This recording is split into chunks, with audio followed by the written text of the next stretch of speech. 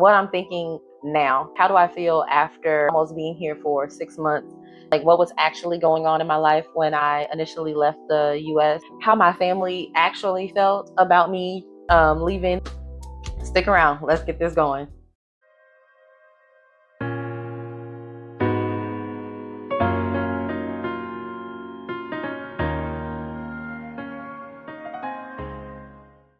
Hey y'all, it's Candace, and this is Big Fish, Small World TV. I was basically in like a continuous downfall. Like, everything was crumbling around me, and I really just needed to figure out what I was going to do. If you are familiar with like the hourglasses that have like the sand running out of them, that's a good explanation about how I felt when it came to my life in the US. I was running out of time, and I didn't know how to stop what was going on. I was uprooted from my comfort zone, and I really was in a place where I had what I had, and I needed to figure out how I was going to make that work for me and for my child. And I would say Grant has been on board with coming to Thailand since the first time that I ever brought it up to him. I think there was nerves because he was unsure of what our living situation would be like. And, he saw the process from the very beginning. He saw when it was just a thought. He knew about it when I was really actually starting to make that move. I asked him not to talk about it with anyone, not even our family. We just went over all different kinds of things with each other. If he had questions about what our living arrangements were going to be like, I would express to him the types of things that were available to us. And when it came time for us to actually find a place, he was very involved when it came to doing the virtual tours and saying what he liked and what he didn't like. And I would say Grant is like really resilient. He's got a lot of strength. When I advise him that I'm having a hardship or that we need to buckle down because we need to save here or save there, it's never any bratty sort of pushback or anything. He kind of just goes with the flow, and he's like, okay, cool. I definitely wouldn't say that I felt ready to move abroad. I think I was in a place where I didn't really have any other choices. I've had a decent career when it comes to when I worked in the corporate world, and at that time it definitely provided me the ability to, give my son whatever he needed, make sure that we were comfortable in our housing situations, always kept a vehicle, and I was able to travel on a fairly regular basis with not only just myself, but also incorporating Grant and having him have the ability to travel. To go from that being the norm forever, basically, to everything was just being taken away from me, and not really having a true way of feeling like I could stop it from happening. I think my courage came from not really feeling any major ties to the US, and really just looking at things almost as like a numbers game. I compared what I would have had to spend in the US for the time frame that I wanted to versus what I would have to have spent if I was in Thailand or just in another country that offered a conversion rate that was in my favor with coming with the US dollar. I did, of course, research, what it would take and everything. For anything, I came to Thailand because of the ease of how easy it would be for me to enter the country and for me to possibly stick around for a longer amount of time. When I initially started making the plan, I hadn't lost as much as I ended up losing in the long run. I had an idea of what to expect. I had my perceptions and my assumptions about what things were going to be like, and how I was going to even feel getting rid of all of my things. When I first had the idea that I was moving, in my head it was going to go one way, and a lot of the things that I wanted to have in place, I wasn't able to have in place because of the haste in which I ended up having to move and leave out of the country. I did apply for the Destination Thailand visa, and I was not approved for that visa. Since I wasn't approved for that visa, and I wasn't aware that I wasn't approved for the visa until really close to the time frame that I was planning on leaving, I really just didn't feel like I had time to do anything different. So I still just packed up everything and we just left. And so we're here just on a tourist visa. So we've had to do border runs and different things like that. Things hadn't changed like they changed since we've been here also. So now, when I first started doing the research, everybody, every content creator that was here in Thailand was explaining, you can just leave the country and come back. Doing the border runs is no big deal. I even met people who had been here, who have been doing that for quite some time, and now are no longer either here in the country anymore, or they're trying to figure out a way to get a more long-term visa, which is not as easy to do when you don't fall into certain categories without actually picking up and leaving the country for a while so that you can get that process, because you can't be in the country when you're trying to do a lot of the things. And so I think not having a good long-term visa is definitely definitely one of the things that would make it plain that I was not prepared and ready to come exactly at the time frame that we ended up coming. My hardest goodbye was literally the easiest thing that I could tell you. My hardest goodbye was definitely my condo. I'd been in my condo for 5 years, and I just really loved it. I love the neighbors that I had. I love the quiet and calm that I experienced at that place. And I would say it just held a lot of memories. Grant had lived there. I think we'd been living there since he was in first grade. Let's just say we went through a lot in that place, and it really, I would think, really brought us together. And so I would say, of all the things that I had to say goodbye to, my condo was the thing that I had to say goodbye to that was the hardest. This experience has taught me, in regard to peace, is that peace is not free. It costs you your familiarity. I'm in a place where, technically everything is peaceful, but I'm not 100% familiar with everything. And I have become a lot more familiar with what's going on around me and what's going on in general. But I do definitely still feel like an outsider. When I go to the grocery store, I have to use my translator to, read the food. I have to do that pretty much for a lot of different things. And so a lot of things I'm just not familiar with.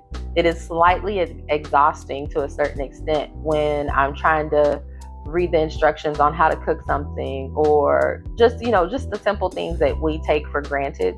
So I would say this experience has taught me that peace is not free. While I do want to be here and I am enjoying my time being here, I actually have to put a little bit into understanding what's going on.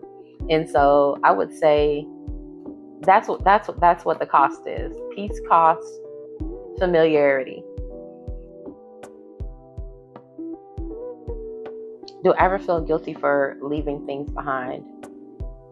I would say no, because I really don't feel like I left anything behind, aside from a few items that I had to throw in the trash, or a few people who I don't get to see as regularly maybe as I used to. I wouldn't say guilty. I don't feel guilty for leaving. I don't really feel like I left anyone behind. I think I just kind of made a move for myself. I wasn't in a place when I left Austin that made it to where I had any strong attachments physically to anyone. So me uprooting, and say if I would have moved to California, would have been no different if, say, I had picked up and moved to San Antonio, which is only an hour away from Austin. I don't think that there's anyone who has not seen me here would have, would have seen me if I moved a little bit further, moved not as far away as I did. So I would say no, I don't feel guilty about leaving everything behind, because everything that I actually have, everything that I actually care about is here in Thailand with me.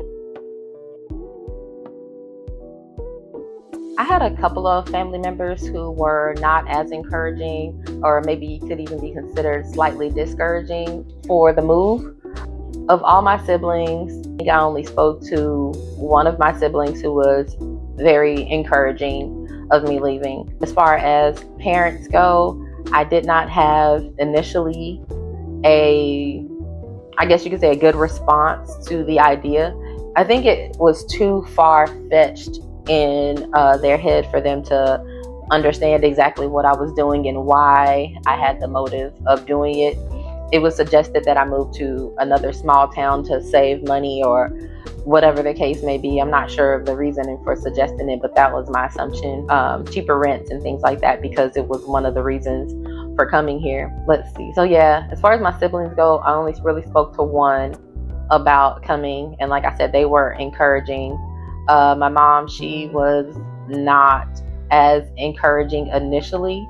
She slowly started to seem like she came on board. I think as of right now, she's still kind of upset about the move and is not happy about it. So that's kind of up in the air. And I say I don't know, because she hasn't actually told me directly those specific feelings about me leaving, but I think there are feelings there. I don't talk to her as much. So yeah, I would say when it comes to family, yeah, everybody was actually encouraging. As far as my cousins go, I'm thinking of 3 cousins that I directly had communications with about making the move, and they were all fairly encouraging. As far as my friends go, I would say they were more so being cautious. At least my one of my friends, she asked all the mom questions, all the what if this, what if that, type of things happen. What, just all the what ifs of things that she could think of. How would I handle certain situations if they happen? But I would say overall, I either got silence about it, or either silence about it, or people were on board and encouraging. I'd say one of the things that I've noticed that has changed in me most since moving abroad is that I have a more calm spirit. I don't concern myself with what anyone else in the world is doing. I almost live in a bubble being here, and that is partially by choice, and a lot of it is also just by circumstance. I'm not the most outgoing and friendly person, so I'm not always out doing things. I spend a lot of time just here at home enjoying the peace of just being here at home. And so I would say I've noticed that I mind my business a lot more than I probably used to. I think there was a lot going on back home, and there still is a lot going on. I only concern myself and really know about what I know about. I don't consume a lot of media, whether it's left, right, center. I don't care. I don't consume a ton of media outside of a few set people that I watch on YouTube, and those people are typically watched as something to uplift my spirits. And so overall, the dramas and the different things that are going on in the world, I really don't have much information about. And I would say that has definitely become way more clear, and definitely way more of my actual life of just minding my own business. And I don't know if that's Thai people rubbing off on me or not, but yeah. And I would say as a parent, I've grown. We have definitely enjoyed one another a lot more, I think, being here, and being abroad has definitely made me more into a mind my own business kind of a person. Was this the escape I needed, or a new beginning I didn't know I deserved? I would say it was both. It was definitely both. I say that because leaving the US definitely felt like an escape. It felt like I was escaping the rat race that I had been placed in from the time that I was 14 years old. I have not ever felt like my life was my own fully, that I had full autonomy over every decision that I made and everything I did. I do feel like I was consistently living in survival mode, and I needed to get out of that. Like, I seriously needed to escape that feeling. If you're familiar with the movie Groundhog Day, I used to always reference my life in that manner, and I felt like I woke up and did the same things. I went to sleep and did the same things. And the only times that I ever felt like a breath of fresh air, I felt like there was any sort of relief, was when I was either planning a trip or on that trip. And some of the most dreadful times would be me coming back home. And yeah, so I would say this definitely was an escape for me. I would say parts of it definitely do feel like a new beginning that I didn't know that I deserved, mainly because I definitely suffer from symptoms of imposter syndrome. It's very hard for me to understand that the compliments that come my way or the blessings that come towards me are really for me and are really for me to hold on to and accept.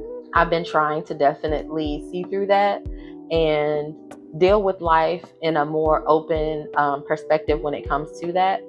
And so I would say that is the new beginning part of things. I really, really, really enjoy life here, and I enjoy the peace that it has brought me.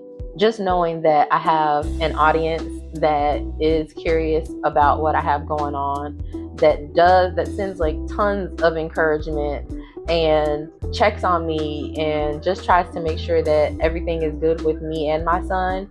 I would say this is definitely the new beginning that I didn't know I deserved. I am also very grateful for it. And also, before I go any further, I have seen questions from y'all asking how you can support me and Grant. And honestly, I've been kind of reluctant to share anything because that's not what the channel is mainly about. But if you truly feel led to help us continue this journey, you can send support to my Cash App, and I'll have it linked down below. Or you can book your next trip through SheTrips Travel, and I really can handle all of your travel needs. But either way, thank you so much for even thinking about us. And let's go on to question 10. My advice to someone who is feeling stuck. I would say if you're feeling stuck, the first place to look is within, and really try to analyze what it is about your life you're not enjoying, and really start to kind of comprehend and think to yourself about what it would look like if things were ideal. Once I started to take a look inward, and I realized that I was feeling stuck, that I was feeling like there wasn't much else that I could even do in the moment to help get myself out of the hole that I felt like I was falling into, I really just started to make a plan. And while I'm pretty sure it sounded like a super far-fetched plan to many people who heard the plan when I first was kind of just vocalizing it and hadn't made any moves, I didn't discourage those looks from people. I didn't let those looks from people, and I didn't let others' views discourage me on what it was that I wanted to do. I want to say definitely have things as together as possible for whatever it is that you're planning out before you decide to execute. But one thing I can say is that if you continue to wait for things to be perfect in your life, you may not ever make any move, and you may continue to feel stuck. I would say if you are watching this and you are feeling stuck, I want you to know that you're not alone. You're literally viewing someone, listening to someone who has and currently does feel stuck in certain ways. And so I offer you strength. I offer you encouragement to look inward and see where you can make changes in your life to help get you out of those feelings, because I've had those moments where all I wanted to do was just curl up in bed, and I did do it, like curl up in bed and just stay there. And I've had moments where I felt like I was completely all alone, and I was all alone. But continuing to pour into myself and actually coming up with a plan and actually making a move is what has changed things for me. I would not say I have things together 100%. I would not say I'm a blueprint for how to do, a lot of things, especially not, moving abroad. I wouldn't say that, but I would say I have done it. Like I can say that I have done it. And so at least I do have that. Actually make a move if you are feeling stuck. Like get an understanding as to what has you stuck and start slowly but surely moving those obstacles out of your way. And I guarantee you things will start to change for you. I am sharing this because I know someone out there is just sitting in their decision and waiting on the perfect plan. I didn't have a perfect plan. I just moved with what I had, and now I'm just building what I need in the process. So stick around because this really is only the beginning. If something that I said here has spoke to you, don't go yet. Head over to the next video where I talk a little bit more about what I wish I would have done differently before making this move. And you might save yourself some time and some heartache. So we'll see you over there.